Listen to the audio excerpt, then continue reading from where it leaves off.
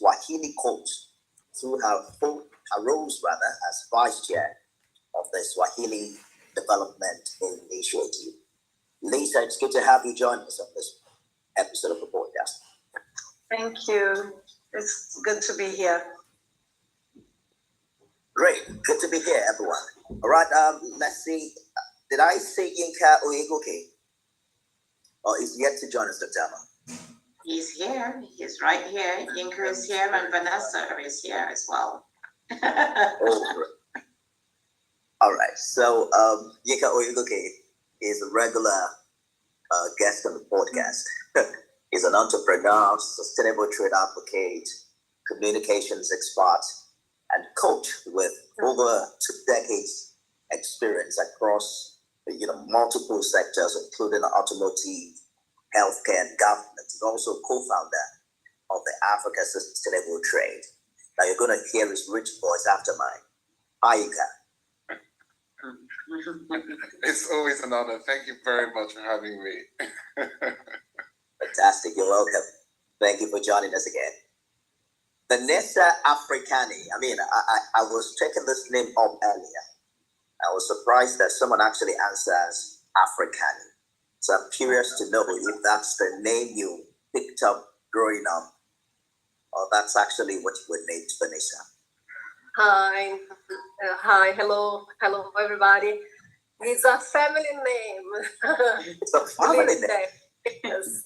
It's an Italian family name, but since I started to promote Africa here in Brazil and Brazil, someone with the same last name talked to me and he said, "Oh, did you know that we came to Italy from Africa, from the north of Africa? This is why we are Africans." So it's a family name, but we discovered recently that we came from the north of Africa to Italy.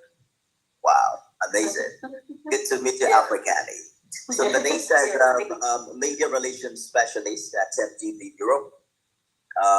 She's the vice president, I believe, at Chamber of Commerce Brazil Cameroon, and international business director in another organization as well. She's a mother, professional, passionate, and business promotion, international relations and communications for well over 20 years. Having worked for many sectors such as government, agro, real estate, tourism, hospitality, and a long list of other sectors. She's enthusiastic on Africa, you can tell from her name, passionate about Brazil as well, and she's determined to make it happen, and extremely dedicated to all projects that she gets involved in. We'll be hearing more from her in the course of the podcast. Vanessa, thank you so much for finding time to join us.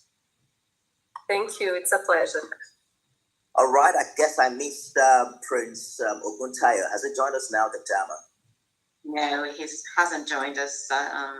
I'm sure he's probably dealing with internet issues because he mentioned that earlier, but he's doing his best to connect with us. But, it's so wonderful to have this panel and all of the guests here. As you can see, it's a global panel today. And the topic is so dear to all of us in this panel because we're all entrepreneurs, every single one of us. And I'm sure that there's going to be a rich discussion on what does it mean to be a resilient entrepreneur these days with things so changed and varied since COVID. I mean, we still talk about things post-COVID, but the reality is the landscape and what it takes to thrive as an entrepreneur requires a real heavy dose of perseverance and resilience and transformation that's ongoing. So I'm going to really open up this discussion because where do we start? Do we talk about what resilience means to each of us? Do we talk about what I need to butt in just before you open up the conversation. I like co-producer Peter Boyle to help the viewers and listeners online, understand how they can better participate in this very rich conversation. Peter Boyle is co-producer of the Thinking Reimagined Podcast, as well an actor, filmmaker, art director, and a very key professional in the entertainment industry. Please help us with the details.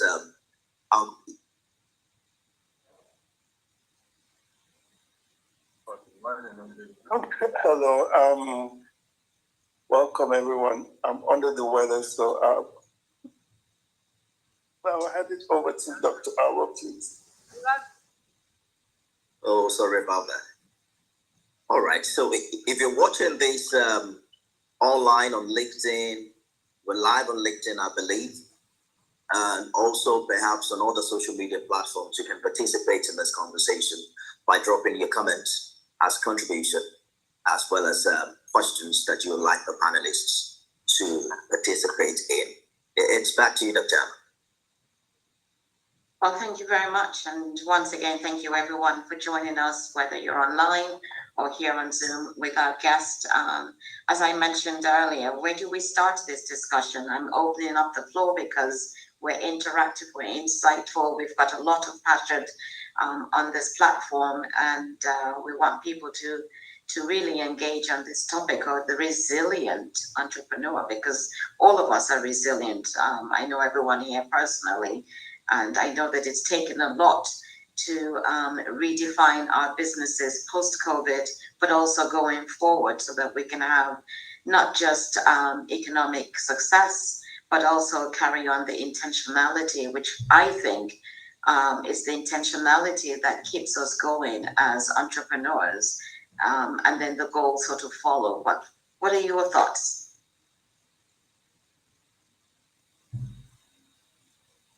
On the floor.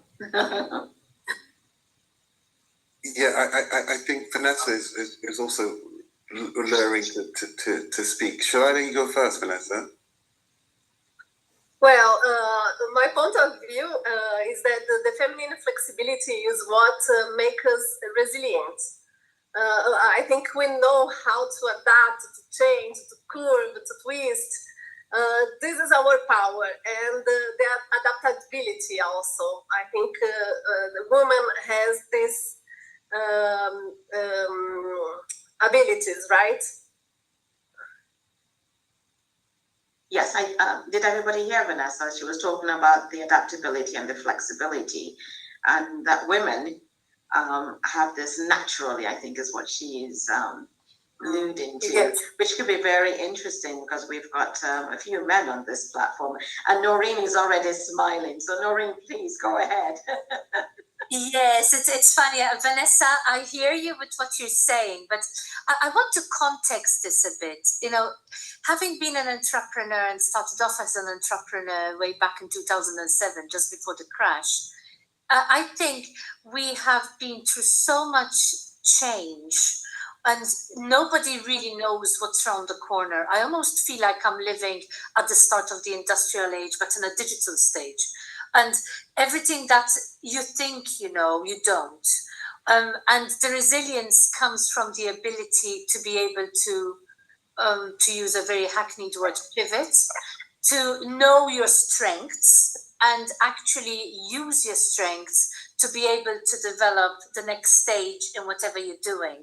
So if anything, the last couple of years, including COVID, and Dr. Amma was rightly alluding to the fact that has been such a change in everybody's life. It's been a catalyst for people to rethink where they're going and what they're doing. But I think what we've actually all ended up with is stronger for knowing exactly where our strengths lie and then being able to harness them to, I say this with a bit of trepidation, face the future. Because resilience lies in being able to actually move forward whilst not losing your goal, not losing your confidence in yourself, but being able to say, I can do this and I can collaborate, I can work. And as Vanessa rightly said, women seem to have a bit of an innate ability to do this. Maybe because we're always thinking of a larger, wider sphere than just ourselves. Not to say that the men don't, please. I see Lifemi has already come on screen, and I will pass over to you. I think we all have to show resilience. However, resilience comes from different areas, and the position of strength is different because we're all different and unique. And I think that's something that we should be celebrating, actually, the fact we can be so resilient.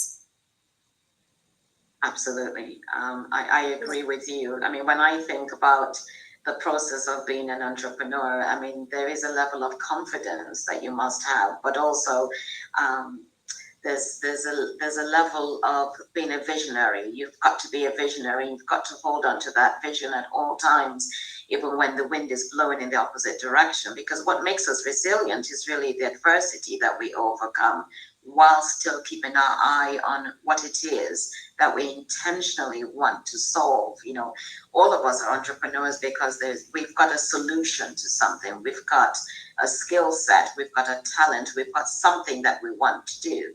And that really keeps us going. You know, the long hours, the times away from family, the pressure, at the same time making sure that the team is carried along. So you almost have to not only be resilient for yourself, but to be there for the team you're working with, particularly when it's a startup, and then you move forward in unison. So yeah, I have to agree that there's a lot there, isn't it? And it's not easy to be resilient. And then of course you've got society saying, well, why are you doing that? You can go and get a job, go and get a job and earn a salary, because they missed the point that you're built for something different. And in a way, entrepreneurs are disruptors, aren't they? We are disruptors. We're trying to disrupt things because we think there's another way to do it. Please, let's engage the others in the discussion. Lisa and Yinka, join us.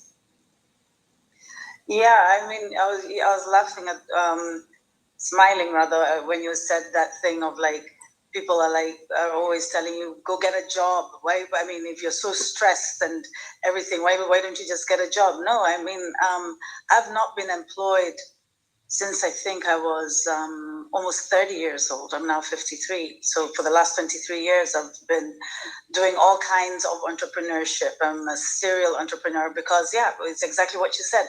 We have all these solutions.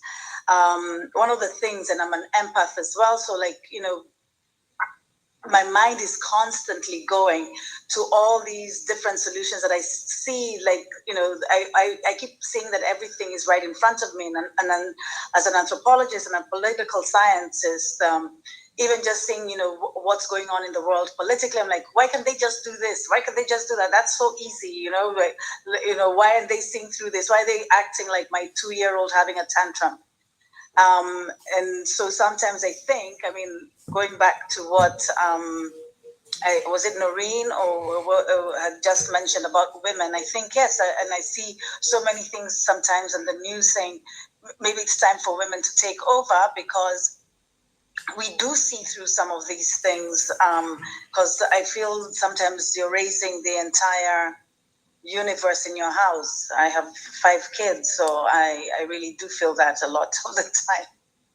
And yeah, solutions are always at the top of my mind, and they it's just always flowing in any field that I've been put in. And you can see all of us have really multifaceted experiences in our careers. I mean, my career spans over 30 years, so of course I've gotten into many different things, but there's always a solution in those spaces.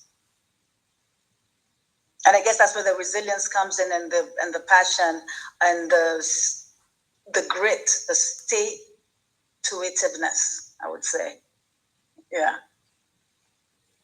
That's beautiful. That's beautiful. It really speaks. I have five children, so it's good. It's good to be in good company, and it is part of the entrepreneurial journey. I think for me that when I think about it, yes, women do have a natural disposition for doing multiple things, right? And I take that to amplify not just resilience, but also why diversity and inclusion is so important.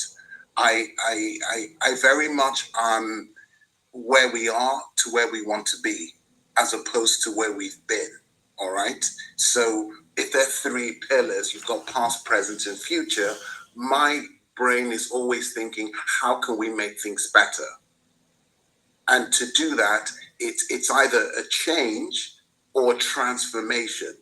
And I gave a talk on this, and most people said, well, what's the difference? And change is making something better, faster.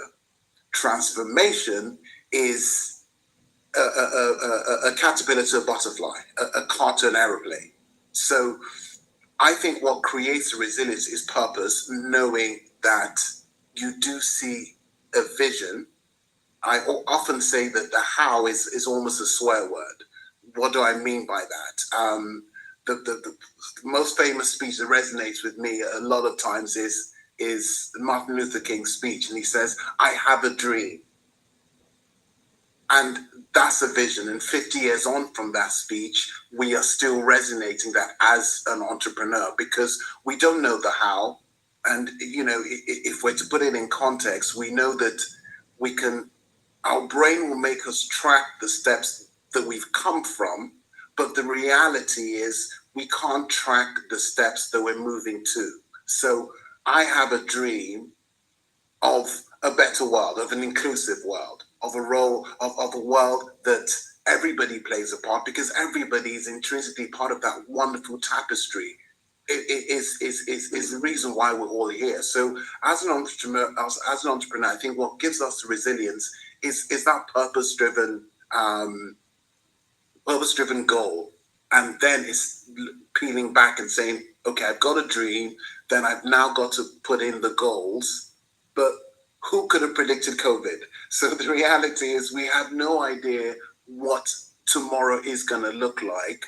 And being resilient and being flexible is what gives us the ability to keep plowing on, because ultimately it's the mind. There's a wonderful thing that I talk about, the famous failures, and Michael Jordan was cut from his team. Walt Disney, a 100-year-old company, was sacked from a job for not being creative. Really? Beethoven, I read recently, was deaf, right? So as an entrepreneur, that resilience, it's regardless of your environment, you're still able to push through. If Beethoven was deaf and still composed some of the best symphonies, or Walt Disney was fired for not being creative, and in every aspect of life, Walt Disney still exists as a 100-year-old company in different aspects, I think that's what drives us. And I think that, last of all, let me just say, because as you can see, I'm buzzing, but I want to give everyone else an opportunity. Last but not least, I think that, they say that necessity is the mother of all inventions. I think that the crisis we're going through is going to spring more entrepreneurs, but purpose-driven entrepreneurs, because the reality is to serve is the way we're going to change the world. And the more things that we need to solve problems with is my ultimate vision, that it is going to get better, and it's through us as entrepreneurs. Absolutely. Thank you for sharing 2 key words there: resilience and flexibility, to be able to evolve in business. All right, so I can see a hand raised up. Alison Turley, she's the founder of the Convert World, and she's joined this podcast as well. Please talk to us. Hi everyone, sorry I'm joining late. Hi Lisa. Lisa and I have met, and I've been very lucky to have met Lisa. I'd just like to come say hello to everyone. Sorry I've only joined now. I've been running around looking after children, as is I want. I just thought it was an interesting thing that Yinka made about the point of, particularly about Beethoven, and something that Lisa said, where she says, when she walks into situations, all she's seeing is the solutions while everyone's discussing the problem. I think that one of the things that has been a part of my journey that I've noticed, and I believe Lisa and I are on the same board with this, is that often the conversations in your head, like Beethoven heard his Fifth Symphony in his head while he was deaf, often the conversations and the solutions that you have in your head, the immediate end point, for me, which often takes a lot of my resilience, is actually trying to communicate that into a world. So you're creating a disruptor. I think there was the word was used before, disruptor. I like to use the word anarchy. You almost have these ideas that are disruptive, that are anarchy, and then you're trying to almost retrofit them into a world whose conversation has created those problems in the first place. And in my journey, since I first thought of Convert, in 2015, in my journey has often been that I've found that what depletes a lot of my energy, that takes a lot of my resilience, is recognizing that the conversation I'm having, the music I'm hearing in my head, is not being heard or understood in the world that I'm trying to fit it. And I'll never forget, somebody once said to me, a teacher once said to me, you know, when you're doing, most people, when they go onto stepping stones, will jump 1, 2, 3. You tend to go right to the end and then into the middle and then, you know, around.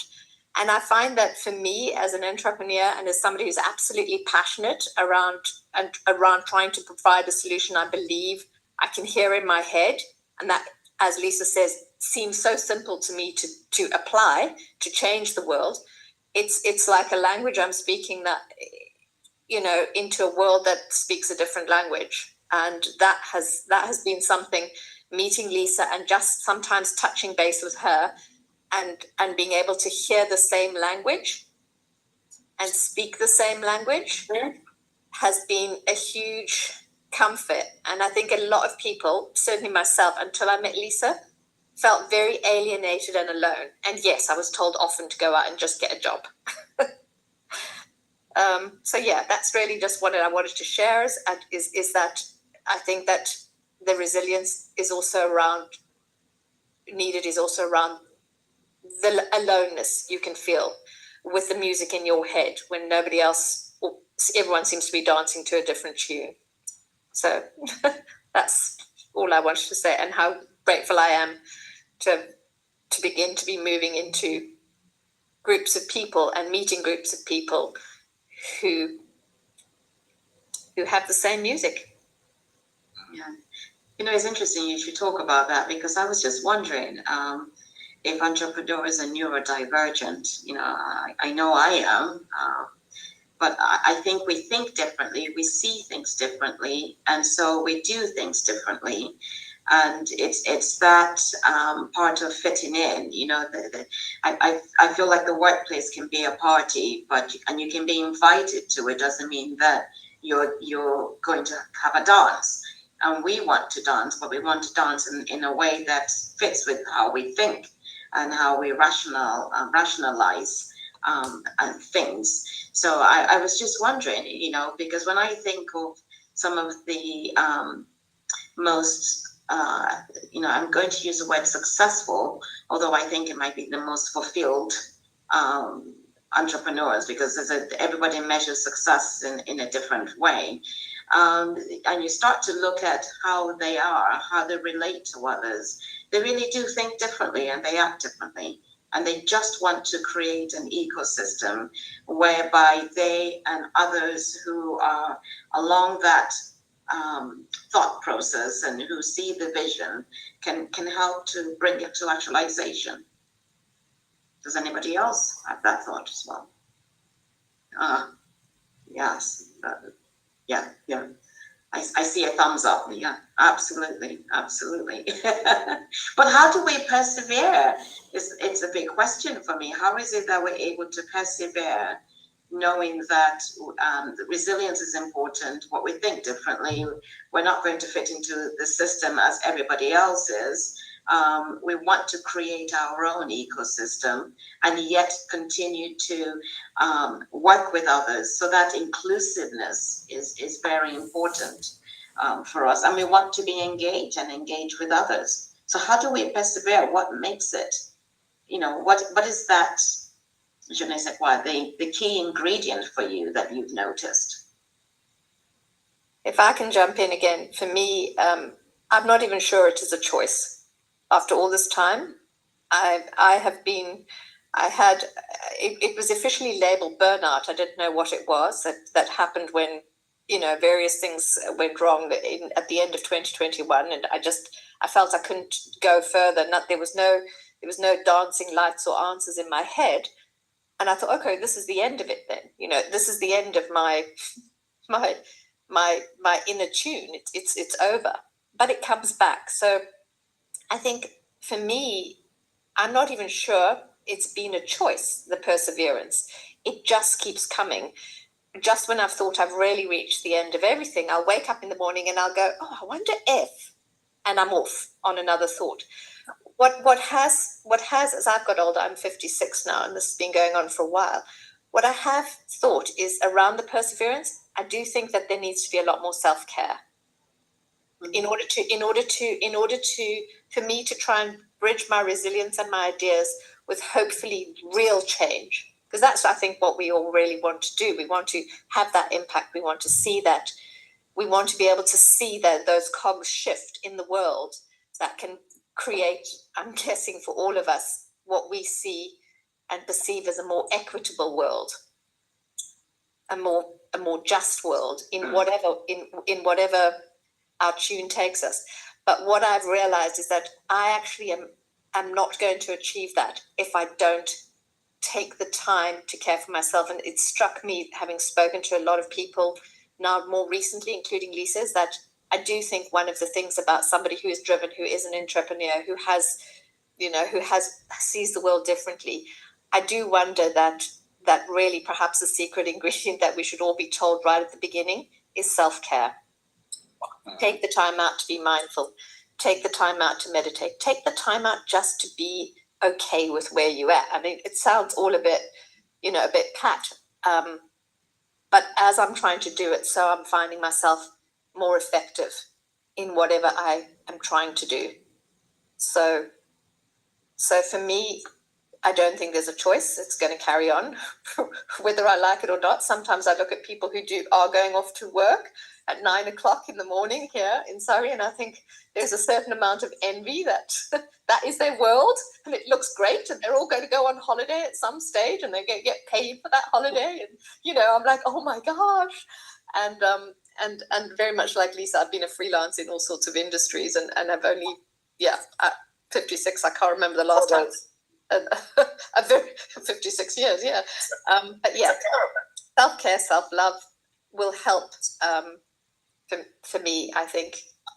Yeah, and it's funny, Alison, I'm hearing you speak, and I alluded to the fact that we actually need to know each other and know our strengths, and which for me is a form of knowing thyself, being authentic to oneself, and being able to take that strength forward. I think an interesting fact, and I do come from a large corporate background before I walked off and became an entrepreneur over 20 years ago.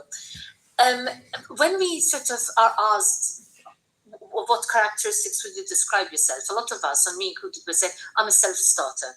So you put me in any situation, I will take stock, look at what there is, pick up and go. That, I think, probably describes everybody on this call and everybody who is an entrepreneur, because that is why they are entrepreneurs. They have looked around and decided, I need to do this, get up and go. And along that journey, because it is a journey, there is that self-discovery that needs to be done. There is that embracing the authentication that needs to be done, the self-love you've talked about, because that is what gives us the strength. I meet people and they all tell me, oh, you're so passionate, you're so inspiring. And I look at them like, yeah, this is me. This is the way I am. Maybe I'm a handful when I look at myself in the mirror and it comes back at me. But we are passionate, and I'm seeing other people smile. I know we're all the same because we start talking and we're all jumping off each other and bouncing ideas. But that is what's making us tick. This is where we find that inner inspiration to say, I feel like I'm with kindred spirits. You're stoking my enthusiasm and I'm stoking yours, and I'm being able to move on. So it is a form of embracing who you are, where your thoughts are coming from, your strengths. And yes, self-care is very important. If you don't have the energy to do it. I mean, sometimes I know at the end of the day, I look back and I think like, oh, I wish I had 60 hours in a day instead of 24, because I still haven't done. And I do catch myself saying this quite a lot. You go to sleep with a tick list of what still hasn't been done, waiting for the next day. And there were times early on in my entrepreneurship journey when I would lie awake, panic, work myself into a sweat, not sleep. So the next day I'm absolutely exhausted and still not have ticked off the things on my list. Now I'm a bit calmer and say, okay, this is what I'm doing for today. That's my priority. The list is long. I'll get through it in my time. And I have learned to actually take on what I can take on rather than just go barging forward into it, trying to do everything in a very short period. And that comes back into knowing your strengths, doing the plan, and letting the resilience help me through. Because if I do too much, I'm going to burn out and I will do nothing. And I think that's another really important thing. So it's the self-care, it's the ability to know oneself, be authentic to each other. And actually, as Dr. Amma said before, collaborate, because we gain strength from the collaborations we do. Sorry, I'm hogging the airtime. I'll be quiet now. Not at all, not at all. Fantastic contribution. There's so much energy in the room. Hearing entrepreneurs who've done this for decades, share their story of resilience and flexibility. Meklit and Angie have joined us. We'd like to hear from you as well. But just before you speak, get ready to say something. Lisa, your name has been mentioned 1,000 times in this conversation. Very quickly, what has been your secret as well, evolving over the years? For me, I'd say it's mainly believing in my solutions, and it's kind of like just going for that, and kind of what is it, blocking the white noise, and I think that's what it's been. I mean, truly believing in my solutions, and wondering why and nobody else is in that space. So when I meet people like Alison or I hear Noreen speak, you're like, oh my God, like what you're saying, you're not navigating this alone in the world, and that there are people who actually see it the way that you do. But it's weird sometimes that they're not necessarily in the spaces that you're in, but maybe that's why you're in those spaces, to be able to give those solutions. And even like when I'm working within the Swahili community, or I'm doing this regenerative fashion, discovering fiber that has never been done, or at least was done in my case 1,500 years ago, until when the Portuguese came and burnt down our factories in 1500. These things were going on in my backyard. And so I'm like, but why didn't anybody else pick it up? I mean, am I wrong for like seeing that the answers are all here and nobody else is seeing it? So so there's that self-love has to come in, where you have to believe in yourself more than anybody else, because there's nobody else most of the time in your particular space. And I don't think there's supposed to be anybody else, because you have to be the solution there, somebody else has to be whatever. But I think all of us, wherever in those little microcosms we're in, we need to do the collaboration and find each other to be able to keep going. Indeed, we must find each other. Keep going. Meklit, are you there? Yeah, hello everyone. Lisa, thank you very much for being invited by Lisa. Say my entrepreneurial journey is a bit shorter when I compare to most of you. But I've been relating too much to everything that we say and nodding my head.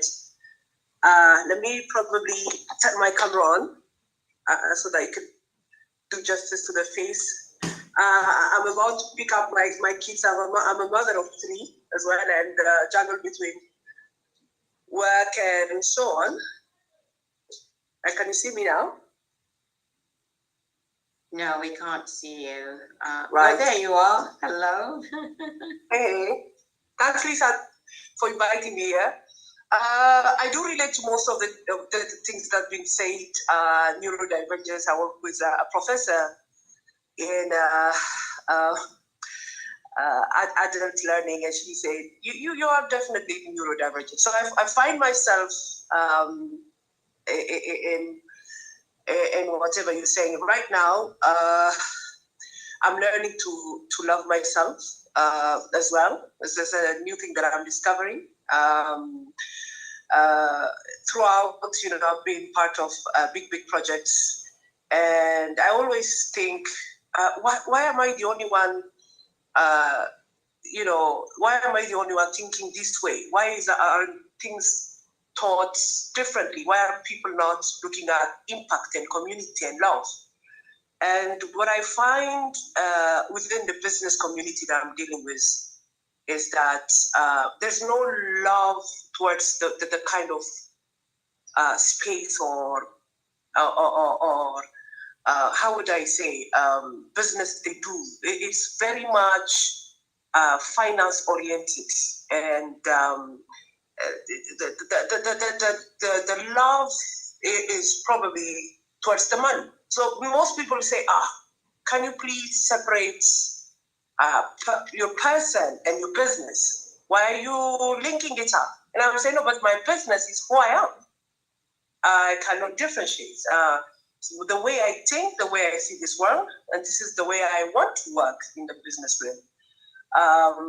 So they say, you won't be able to succeed. I've been listening to this rhetoric for the last 10 years. I do not believe in that.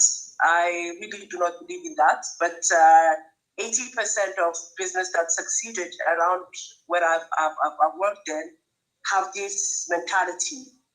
And they call it smart. Is it smart? This is a question I ask myself. So anyway, to cut myself short, I've been burned out. I'm a software engineer. I've worked for the UN quite a long time.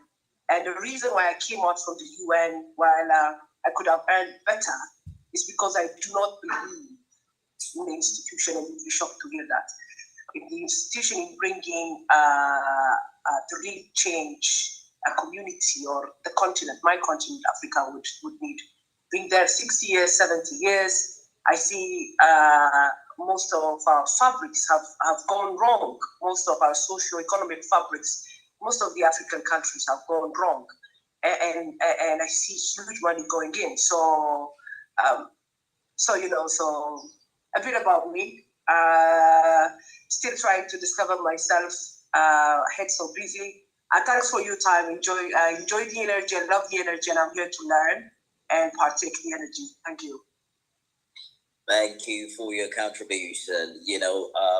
Mekley made a very important point here, talking about the fact that behind the numbers and the business, there is the person, and you have to do something that you truly love. Do you agree with that?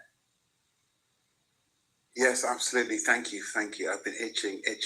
So everything that everyone has said, I completely resonate. The journey of, do I get a job? The journey of, how come everyone else is doing something and I'm feeling different? The journey of the internal struggle. Should I just do whatever? I think I've come to a point, or coming to a point, and it's lovely to be part of such a mini tribe with people feeling the same, because that's also encouraging. But I think that when I feel alone, what I've understood is that the world isn't right. Okay, it's always going to be a journey, not a destination. So we're never going to reach that point where we feel, right, okay, it's done. And what I mean by the world isn't right, as Meglit said, I go into supermarket and I talk to people, right? And I just think that we are so involved in ourselves as society, we're forgetting that beyond everything is an individual, is a person. The world isn't right, right? The world isn't right that we set up Africa's sustainable trade, right? Why? Because Africa, as a continent, probably has 50% of the world resources. In 2050, we'll have majority of the young people who we are here to serve, right? And yet, 86 to 87%, if not 90% of the population live under poverty. But yet, we're flying to the moon, we're going to Mars. The world isn't right. So it needs different thinkers, because if we were in the wrong side of it, then the world would be better. Because basic, right, is in today's world, everyone should have a roof over their head, everyone should have water, and everyone should have food. Success is, as Dr. Ahmed said, is really a personal, it's really a personal definition. But let's talk about basics. Basics, those are the basics. When we have us treating each other like individuals, I mean, you know, if you take your dog for a walk and you see another dog, they communicate. How are you? Hello.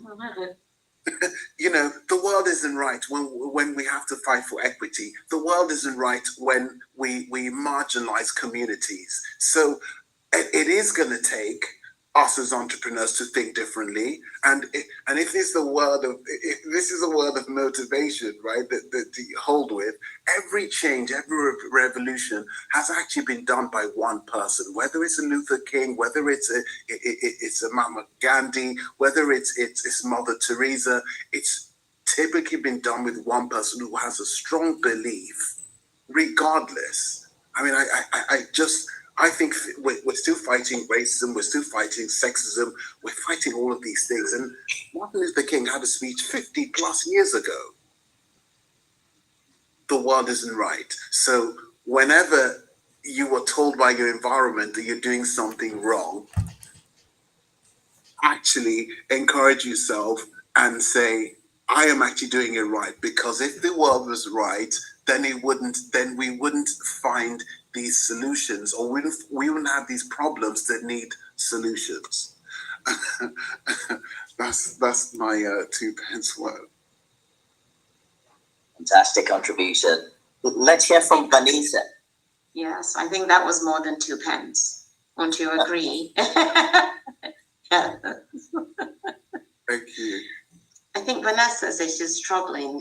Vanessa, for those who don't know, is calling in from Brazil, and she's sent a message that she doesn't have any powers, so she's on her phone, and her connectivity is not stable. But she is there, and hopefully she will speak. She will join us again in case she's just gone off for a moment. Vanessa, are you with us? Yes, I'm with you, but my connection is breaking, so I cannot hear you clearly. This is why I'm not talking too much. Well, please feel free to join us right now whilst the connection is clear, because we're speaking about the experience of being an entrepreneur, and what are the characteristics or the traits that you think are important, or you have feel that have helped you to continue to succeed as an entrepreneur. That's what we were discussing. Yes, I listen. Well, what I could say is that the entrepreneurship, the female entrepreneurship, what I could see, and I'm entrepreneur also, and most of persons that were talking were women, is that involve the universe of women, right? And I think for us, there is no power off button, right? We cannot give up because we are mothers, we are friends, we are wives. So this is what I could see. We don't have time to give up, right? So this is something that is about our universe, right? And this is something that is really, really peculiar to us. Right. So what I hear here is we don't give up. I don't think any of us have given up, and if anything, we're even more motivated to move forward, because we believe in what we've taken on and what we believe that our contribution will be to humanity. One of the things that I've noticed very often in the last several years is this need to have empathy and compassion, which entrepreneurs very much embrace, and actually is becoming a trait that's being looked for in the business world with leaders. And I'm just curious, what are your thoughts about that? Because in the corporate world, and I've been in the corporate world for many decades before I decided, you know what, it's time for me to go off and just do what I really want to do. And I did not see that compassion and empathy. And as an entrepreneur, I embrace it. I think that when you bring people together, when you create a team, part of that diverse group and inclusivity is not just knowing yourself, but knowing the other person and having good communication. And we all communicate very well. So would you say that this is some of the things that you celebrate as a resilient entrepreneur?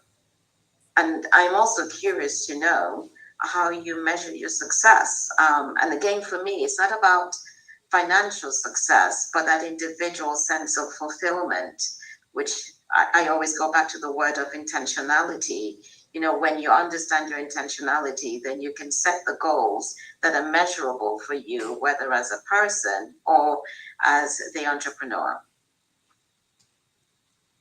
I love that you brought that up, Dr. Amma, because I think that, and I think Narina also talked about, or Meglet, somebody talked about the difference between it's not business, it's business, it's personal, right? And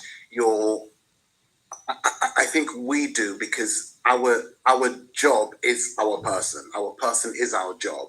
And when you link that with empathy, and I think that that's actually what makes us really good entrepreneurs, but also that's our Achilles heel at the same time. But when I talk, and to put this into context, when I talk about communication, I say communication on basic levels is send and receive. I'm sending, you're receiving at the moment, right? And the misconception is that when we're building a communication plan for a client, right, half the time they want to talk about all the things they do, and we do this and we do this and we must tell people, and I think that's great, but who are you talking to? Because ultimately it's who you're talking to, and as an empath, you're better communicator because you spend more time listening than speaking, and by doing that is only when you truly make the connection with somebody, right? I can speak all day long and you think, yeah, I know everything about Yinka, but how much do I know about you? And the connection is only going to be made by me understanding you. So I think that we will feel that pain more than most, but it almost is what's needed, because we've become too nonchalant about life. We've become too nonchalant about lives. Look at, there's a war. There's a war in practically every continent at the moment. In 2023,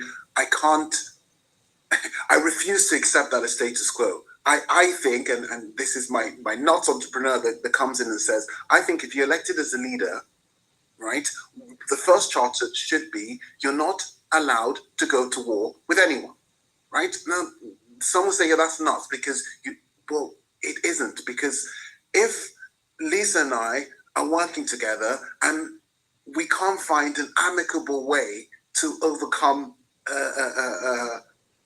our differences, and we have to go into a war, that can't be right.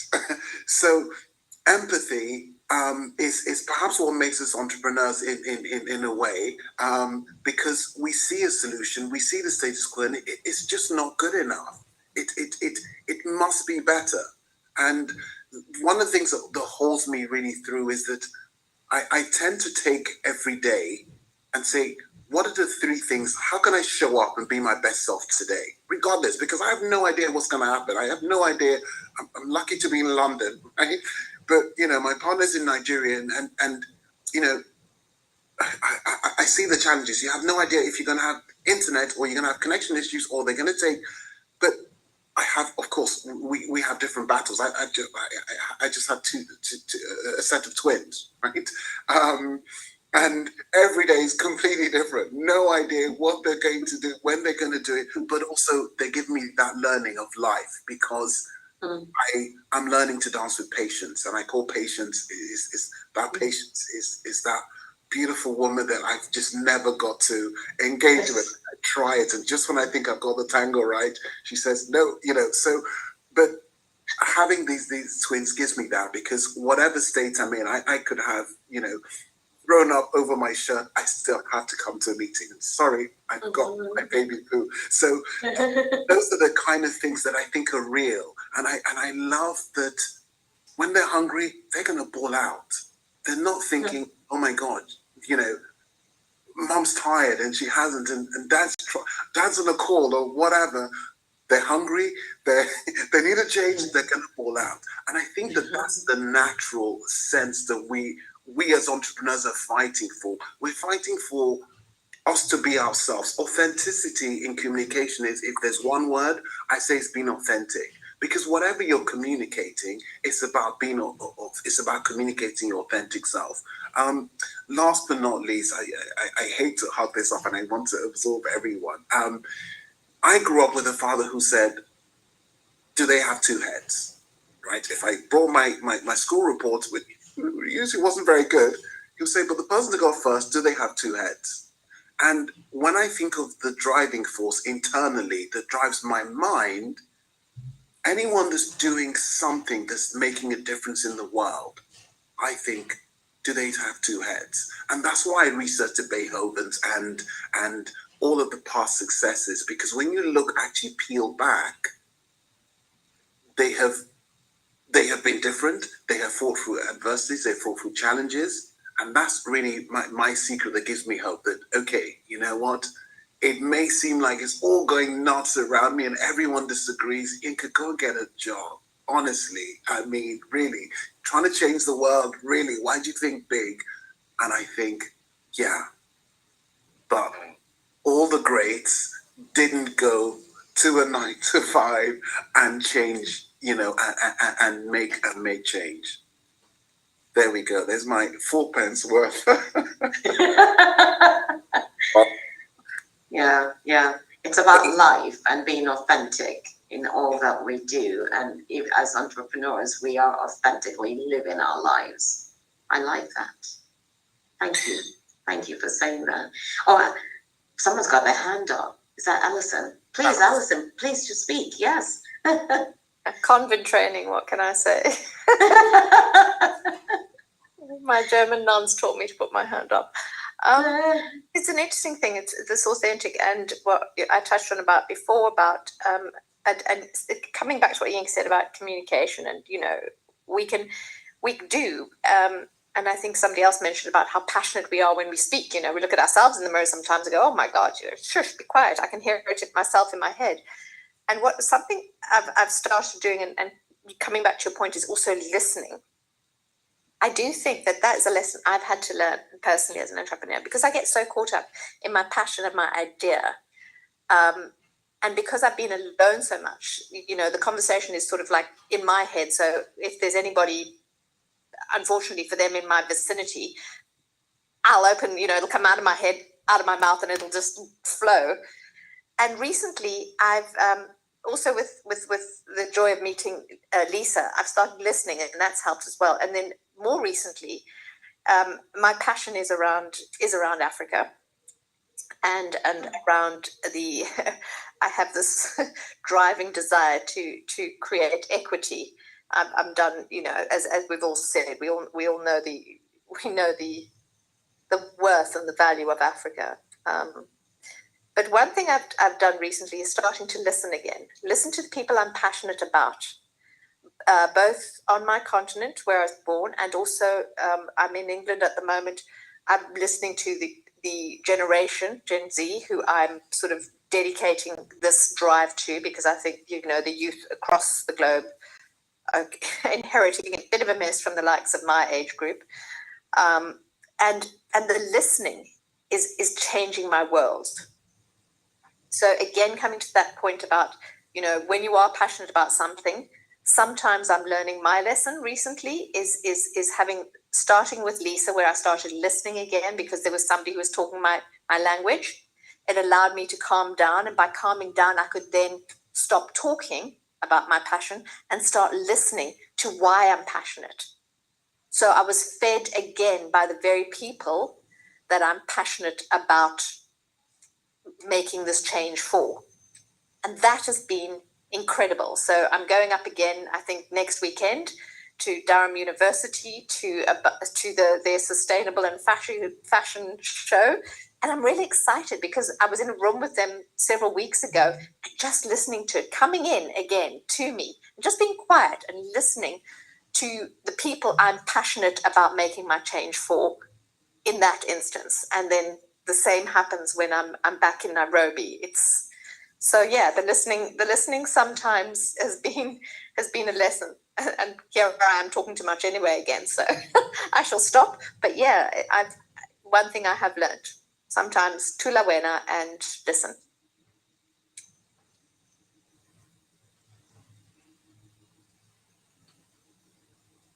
Beautiful.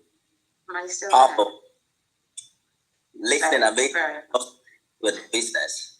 Thank you for sharing that. We're coasting home now. I'd like us to give a final remarks and perhaps we can break it down to our experience. For instance, Noreen, you started at dance in 2007. You might want to tell us precisely what you think has kept you for that long period of time. That's about 18 years, right? Let's just give a final remark and perhaps give us specifically what you think has been that key strategy for you that has kept you in business for this long. We'll begin with Noreen. Thank you, Nifemi. I think it's an urge to continue learning about my profession, myself, my business, the world. And when I feel like I'm getting to a stage that's slowing down slightly, I just reinvent the direction and go in another direction based on my gut instincts, research, and what the world is telling me. And it's worked for me time and time again. It's reinventing yourself and not standing still, but reinventing yourself in a calculated, researched, and good manner. So I'm not just going everywhere and just scattergun shooting. Thank you for sharing. Reinvent yourself, but you need calculated research to make that apt and precise, powerful statement. Noreen, thank you for sharing. Who else has their final comments for us before we go? I've got a quote which helps me through, and it's ultimately about progress, and progress is measurable only when you look back, because the truth is that sometimes we're looking forward and thinking, have I made progress today? But you never know. So the podcast or that random person that you meet or something that wasn't planned a month ago that you do is actually what gives you that huge shift in progress. And it's a quote that I actually have on my Instagram page, and it says that the unreasonable person adapts themselves to the world. Sorry, no, the unreasonable person adapts themselves to the world. The reasonable person, the reasonable person adapts themselves to the world, right? The unreasonable person persists in trying to adapt the world to themselves. Therefore, progress depends on the unreasonable person. So every time we're being told we're unreasonable, just remember that it's the unreasonable that actually is going to create the progress and create the change in the world that we want to see. That's a powerful statement. I was thinking about that question, Yefemi, and I have often thought that very often people go through life tunnel vision. You go to school, you go to uni, you get a job, And for us entrepreneurs, our aperture is so wide because we can see beyond peripheral vision. We can see things. I see things. I almost feel like I'm walking towards what it is that I am supposed to be doing and experiencing. So having a mindset that is open to experience, to live, to embrace what is different, to embrace what is unknown, not to be scared, to take risk. That's what has kept me going, but also the intentionality of how I wish to live. I think all of us can go and get a job and collect a salary, but I know that I've done that before and I didn't find it fulfilling. I felt that I was narrowed. I want to live to the fullest extent. And for that to occur, I have to open my aperture. I have to learn. So it's a lifelong process for me as an entrepreneur. And I will, like Noreen say, always be open to change, always reinvent myself, always be flexible. So there's a flexibility that's also necessary for us as entrepreneurs. Thank you. There's no one does great things collecting salaries that they have to have that conversation. What did you say? What did you say? Well, I said it seems no one does great things collecting salary. Lisa was going to say something. Please go ahead, Lisa.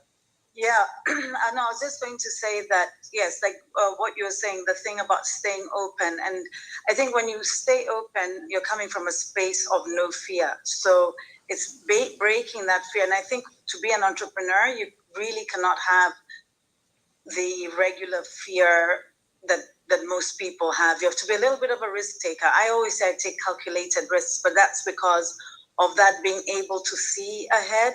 So it's not that I feel that it's a very calculated risk that I'm taking. I don't think that I jump into anything blindly, because if it doesn't feel good, I'm not going to do it, right? So that's not blind. So as long as it feels good, I'm going to do it. And I really don't, I broke my fear barrier when I just started having an abundance mentality. I think all the systems that we're put in by the patriarchy are all scarcity mentality things, where you're having to collect a salary. Having to collect a salary, you're already in a scarcity mentality. I don't restrict myself with numbers. Even when I give business plans, Alison can attest to this, I have no numbers. I said, because it's infinite. You know, I'm like, it's infinite. How do you want me to break it down? I said, I do not limit myself. I have no limit to what I'm going to earn and what the business is going to do. So I don't do the numbers. I hire somebody else to do the numbers. Because I come from this, the world is abundant. And that's why I fear there's no that's the other thing. I can't try business plans because I don't see competition. I don't see limits to the earnings. I don't see any of those things, because the world is abundant and we can do whatever we're able to. And if you, what it says, like if you can dream it, you'll achieve it, right? It's a beautiful mind, Lisa. You should write a book, The Mind of Lisa. Alison, please, do you have some final words, and Maclet as well?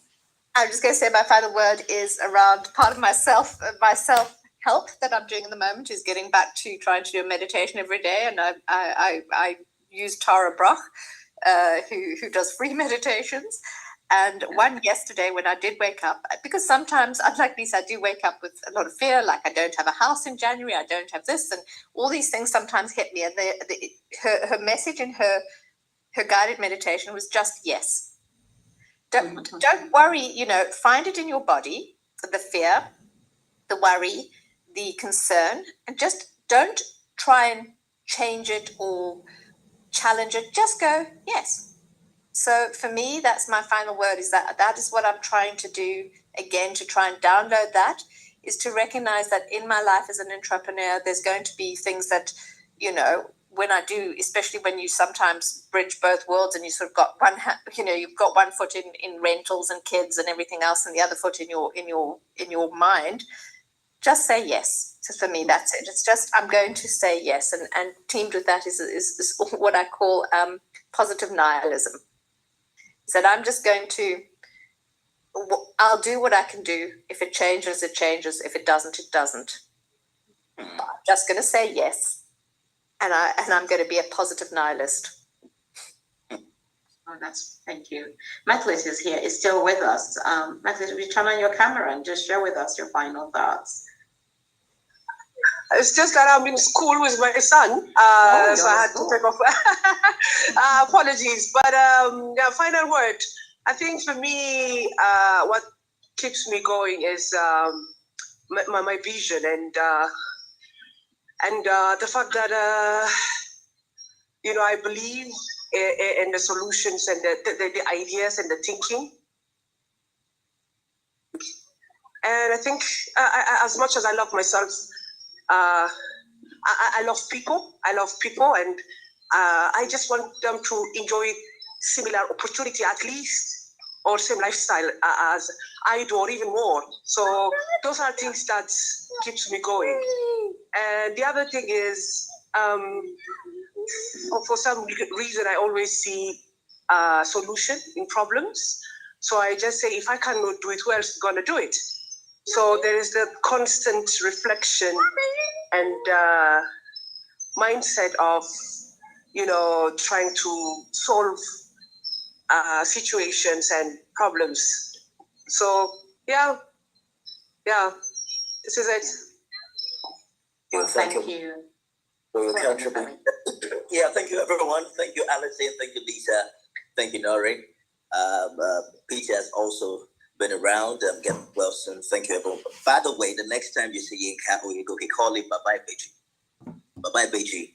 is or father of twins. Congratulations. Dr. Hammer, fantastic conversation. Yes, it has been a fantastic conversation as always. Thank you everyone for joining us. We look forward to having you again. I mean, continue to be resilient entrepreneurs because we are making a difference. Thank you so much and enjoy the day.